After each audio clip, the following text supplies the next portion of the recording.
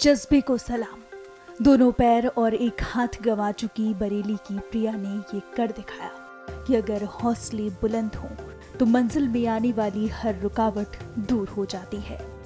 दरअसल प्रिया ने 12वीं की परीक्षा प्रथम श्रेणी से उत्तीर्ण की है और इसी के साथ उन्होंने अपने माता पिता का सिर भी गर्व से ऊंचा कर दिया है, जिन्होंने हर मुश्किल में अपनी बेटी का साथ नहीं छोड़ा बल्कि एक ढाल की तरह खड़े रहे। प्रिया की मां बताती हैं कि कैसे उनकी बच्ची के लिए एक घटना काल बनकर आई। हालांकि प्रिया ने हार नहीं मानी और हौसले बुलंद करते हुए मंजिल हासिल की।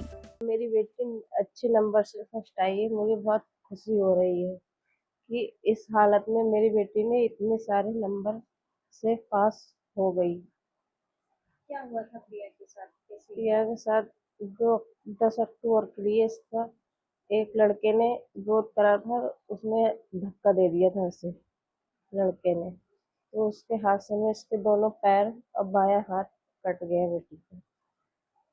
लेकिन उसके बावजूद भी इतनी हिम्मत है, उसकी बातों से लग रहा है कि वो बहुत मजबूत है अंदर से। कहीं ना कहीं आप लोगों की प्रेरणा।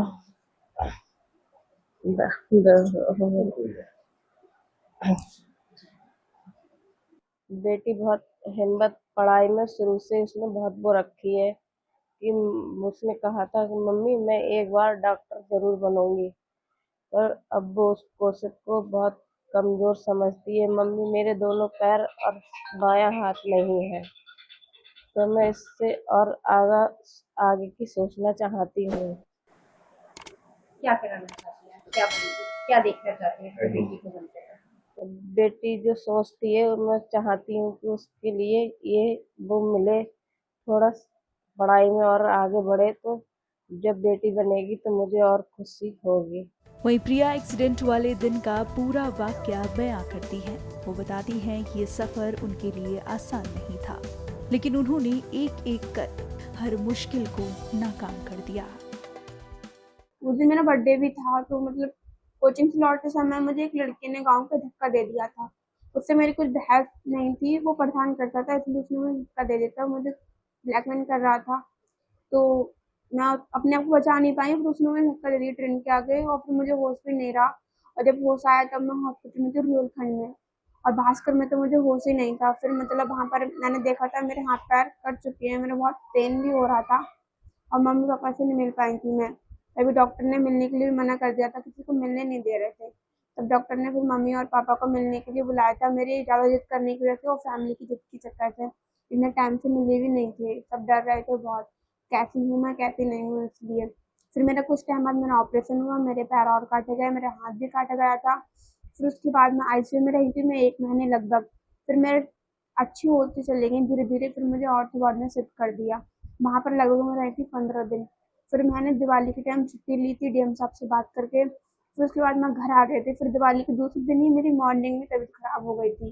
फिर मुझे दवा उसी दूसरे दिन को कर दिया था एडमिट। सुबह ही 6 बजे निकल गए थे हम घर से।